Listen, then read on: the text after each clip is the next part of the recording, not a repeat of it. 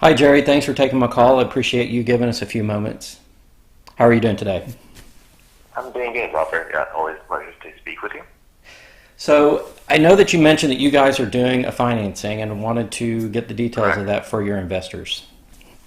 Definitely. Yeah, thank you for that, Robert. And obviously, if you have any investors or contacts following Impact, welcome to obviously join in on the financing. As you probably know as well, Impact Silver has largely grown from cash flow and organic growth for the last 13 years.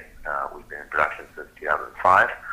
We financed 3 rounds of financing specifically, never really below 25 cents, which was the IPO financing from 2005. We've raised roughly 31 million the last 13 years. We generated over 60 million in cash flow, operating cash flow, and close to produced 9 million ounces of silver, which converts to about 170 million revenue with no debt. So it's an interesting little company that's growing from 100 tons per day. Now we have 2 mills. One is the Guadalupe, which is roughly over 550 tons per day, and Capire, which is on care and maintenance, roughly 200 tons per day. So with Impact, we feel like we're a nice balance and a great, obviously, leverage play on silver, averaging about 800 to 900,000 ounces a year. So the financing this round, we've just announced it to $1.5 million non-broker financing, of which we have majority of it spoken for.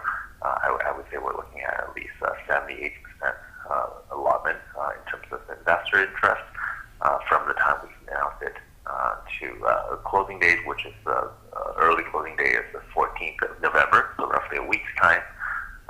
The term is 27 cents a unit, which comes with a full 2-year warrant. Contrast this to the previous round in 2016, which was our large financing of 7.5 million. Last time around, largely for exploration program and expansion of the Guadalupe mill. That was at 33 cents and 57 cents, respectively, and with only half warrants for 2 years. So I would say this round is obviously a very attractively priced round, given the markets, of course. Silver is back down to the mid 14s. So we are going to the use of proceeds, Rob, for the financing. Largely, the use of proceeds would be for optimizing the production plant at the Guadalupe. As you follow our results this year, the stock had a nice move this year from low 20 cents to 60 nearly early in the year with the Santa Teresa news, and recently it was a nice bump with some newsletter recommendations. And nothing paid for, of course, as you know. We don't have any formal banking coverages, nor newsletter endorsed coverage as well in that regard. But we have a lot of merit-based newsletters that follow the stock for years, and recognize that as a great opportunity to buy Impact, given where the share price is and where it could be over the last 10 years. So with the financing, use of proceeds again, going to the optimizing of the production plant to at least break even or generate small cash flow on given where the silver price is. And I would say about half of it will be going towards exploration on the high-grade gold and copper targets at Santa Teresa, which we recently announced the results of a very favorable sampling program. And as you may recall, Santa Teresa actually on the collar of the hill, as summarized in a news release, we actually drilled almost 10 years ago at a project called Carlos Pacheco. So we believe obviously there's more than just gold in the high-grade area at the collar of this valley. We've sampled throughout the valley over 60 plus meters, and we were averaging over 1 to 5 grams per ton gold. So we believe if we drill at the bottom of this valley, it's a 300-meter valley, of course, pretty steep valley, very large area, under strike length. If we find anything, I think it'll be a very interesting game mover and game changer for a silver company, because this is primarily a gold and copper porphyritic type deposit. And of course, in addition to that, we're continuing to expand the San Ramon, which is a project that Brownfield produced for the last 7 years, largely accounting for the high-grade deposit at and the ore at the Guadalupe. We've extended out to almost 50 plus meters at 300 meters depth to a brand new zone. And this new zone has very high grade, 300 to 600 gram per ton silver veins, of which we believe could either go down further or go back all the way up to the surface, roughly 300 meters. So 1.5 million is not a ton of money, but given our track record and conversion to cash flow and high value targets, I think that's something we can achieve. Okay, and I know that Impact is highly leveraged to the silver price because you're primarily a silver producer now, even though it looks like you guys may be expanding out into gold potentially in the future. And when we originally talked at the Vancouver Resource Investment Conference in 2018, my thoughts were that if the price of silver rises, that could have an outsized impact positively on your company because you have so much silver content. Can you describe, if we were to get back into that $20 silver range like we were in 2016, how that may impact your company? Yeah, definitely, Rob. Very, very easy. With Impact, if you remember back in 2016 when we were talking, of course, back then as well, you believe covered the company and had very good run for your investors and followers.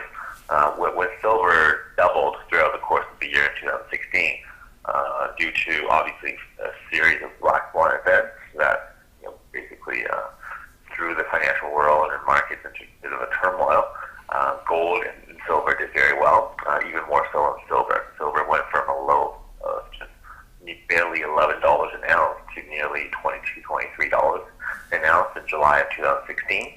So a near double in over just a doubling of the silver prices throughout the 6 months of 2016 resulted in nearly 1,300% return for Impact from 11 cents to $1.30 per share from January of 2016 to July of 2016. So just a very simple illustration of how that basically can impact, no pun intended. We're leveraged almost 6 to 7 to 1 to the silver price. And what that means is above our production cost, marginal cost of production right now, before the optimizing and basically increasing its rate at the mill, anything above $16 an ounce, we're essentially making between $800,000 to $1 million net income pre-adjustments. So with that said, if silver were to go back above $20, we would be net incoming roughly $4.5 million, $5 million per year at the current production size. And with 85 million shares outstanding, you can convert that to probably 3.5 cents, 4 cents EPS, which at the current share price gives you, like price to earning ratio of at least 6 to 7. Wow, that's fantastic, and it's good news for investors to have that option out there, because I know if you're looking at silver and gold investments, there are a lot of companies that mine, and I think Impact really stood out to me for the way that you guys are very efficient, even given the lows in the silver prices we're dealing with now, but how much impact would occur when the silver price begins to rise. And I think that really causes Impact to stand out as a company when compared with maybe some of the more senior production companies. Mm-hmm. Exactly right. And obviously with that as well said, maybe that segues to some of the new initiatives we're working on concurrently as well. 2 quarters ago, I think we spoke briefly after that as well, Rob, but in Q4 of 2017, we actually sold a small slice of land, just 1 kilometer squared, to Endeavor Silver, and we took that in about $500,000 worth of shares in EDR. So Brad is a very good contact of ours. He's looked at many of our projects for years, and it simply made strategic sense for us to sell the projects to them, given that they have a mill nearby and a small deposit. And I think they recognize that obviously at $1 million ounce a year, over a 350 to 7 kilometer square land package, there's definitely more than meets the eye for something like Impact. I mean, we've only really scratched the surface, so to speak. We've identified over 5,000 plus underground workings. From these workings, we have systematically analyzed and input all this data into an online GIS database that our technical staff monitors. We generate very high success rate exploration targets as a result. Case in point, this year, we went over the Santa Teresa project, which was drilled 10 years ago, had very high grade sampling. For gold and copper, we did the Guadalupe mine, which was a past producer for just over 10 million ounces, right 40 feet away from the mill. 1,200 gram per ton interval drilling at Guadalupe. We're looking at putting that into production right now, just given the grade and the proximity to the mine. And then, of course, we had the very successful continuation and a step out, essentially 50-meter step out at the San Ramon Deeps, which averaged about 400 to 500 gram per ton silver intervals over 3-4 meters. So I would say we basically hit on all three of the exploration programs this year, and that kind of success rate in a junior, which typically, as you mentioned, it's a lot more high risk, high reward. I would say it spells out different.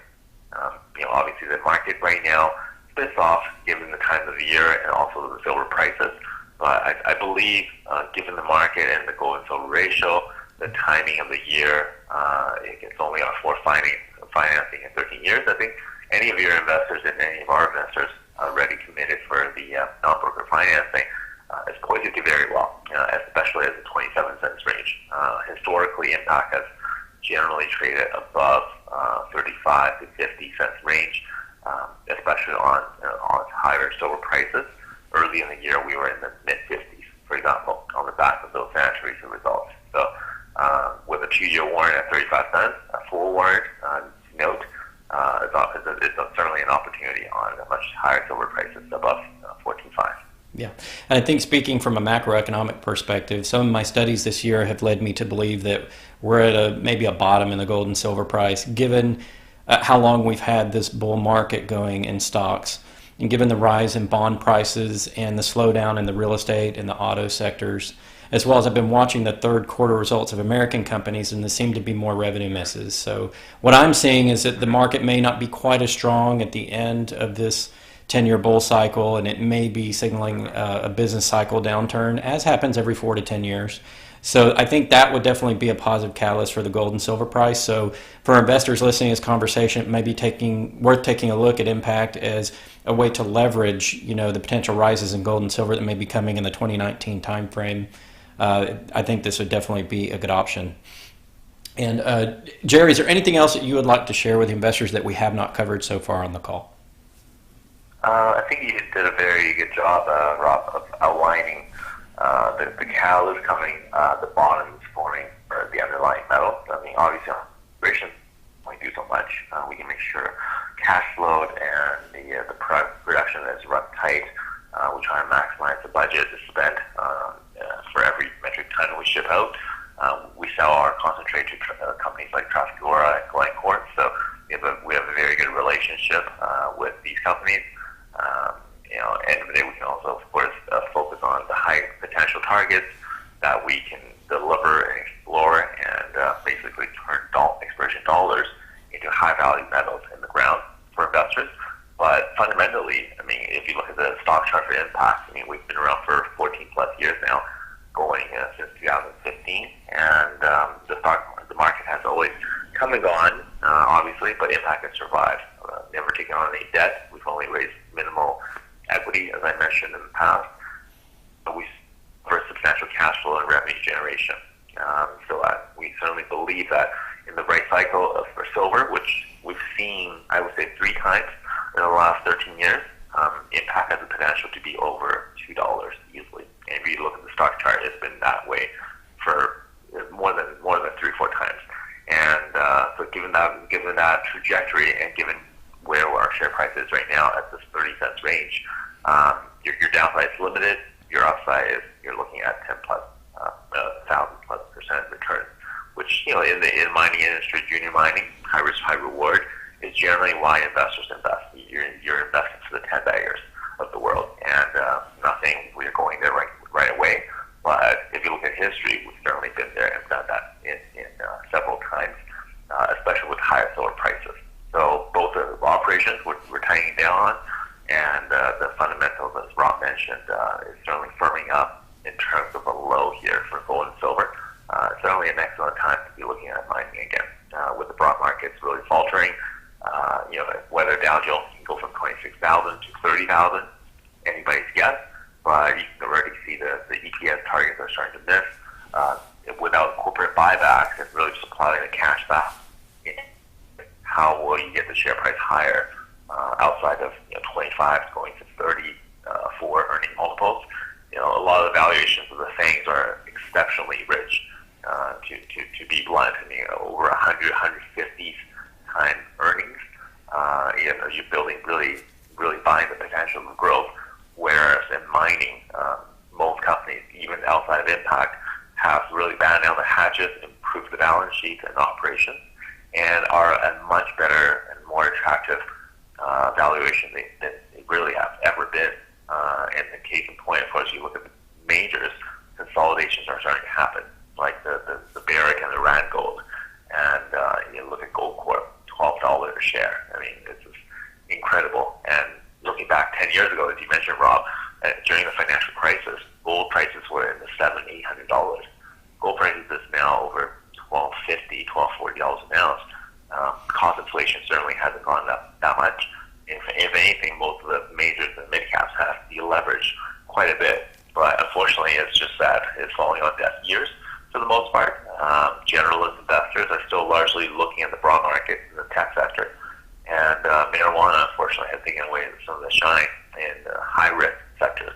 But what you're saying is completely correct. The major markets have started to correct. We're not seeing 28,000 Dow Jones this year, toward the end of the year, I don't think.